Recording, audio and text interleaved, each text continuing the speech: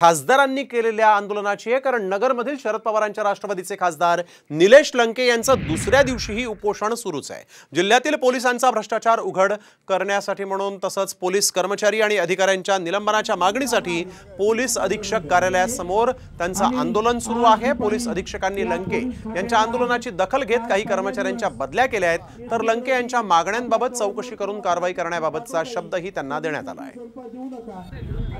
Police कर्मचारी police अधिकारी त्यांच्यावर कारवाई झाली पाहिजे। अवैध वाहतूक जड वाहतूक असू रिक्षावाल्यांना त्रास दिला जातो।